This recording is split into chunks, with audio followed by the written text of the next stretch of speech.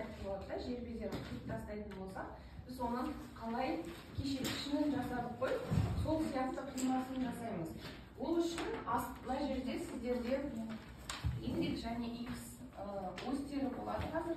X осьін төменгі именно қай жерден өткізесіздер, сол жерден қағаздарыңызды қайырып алыңыздар, хорошо? Мысалы, маған мына жер удобно болады, потому что астына қазір еще шартты белгілері сияқты, масштабы сияқты деген сияқты төменгі.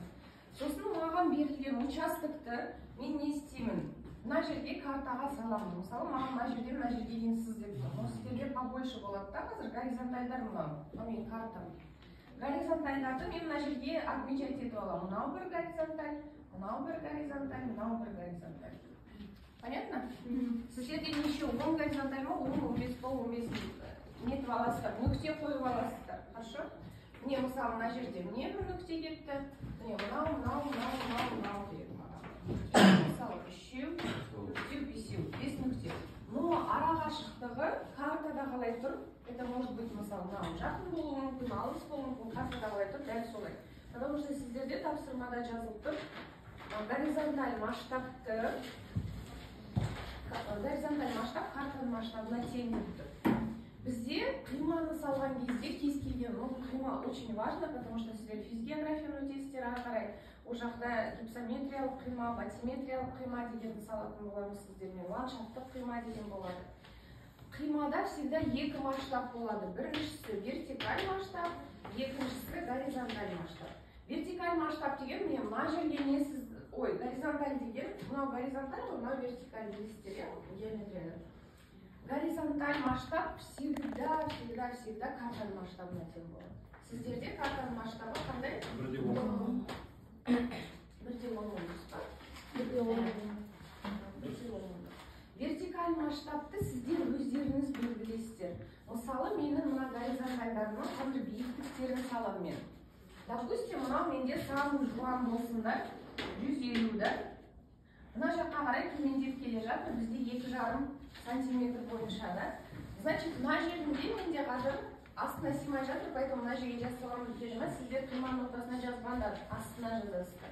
Мысалы, мынау менде 150 метр, мынау менде қанша болады? 146. Төмендеп келе жатыр. 145. И так далее, каждый есептеп аласыздар қандай. Может быть, сіздерде подряд емес, может, мына жақта, видите, мына горизонталь мына жаққа қарай кетті. Значит, мынаған қатысы жоқ, мына жақта қалай төмендеп келе жатыр, соның несі болады, горизонталі болады. Хорошо?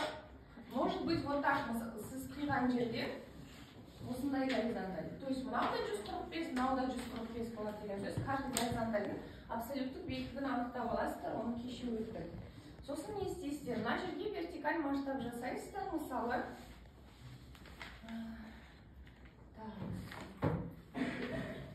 Нөлден бастаймыз. Допустим, бізге елуден сызсақ нормально болады, так?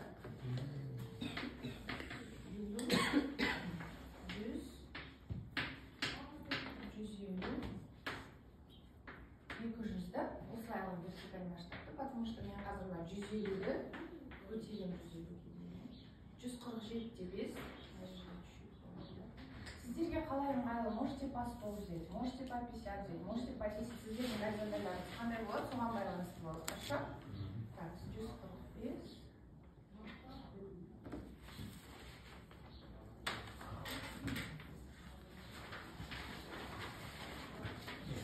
И менің қимам осындай болады. Понятно? То есть, мына жердің кешегі несін сіз бұл қой, ішінің сіз бұл қой, сол сияқты қой, только мұнда масштабқа дәл сәйкес келеді да. Именно енісі қандай екенін көресіздер.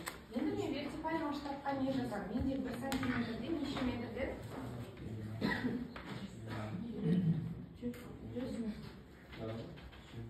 сантиметр.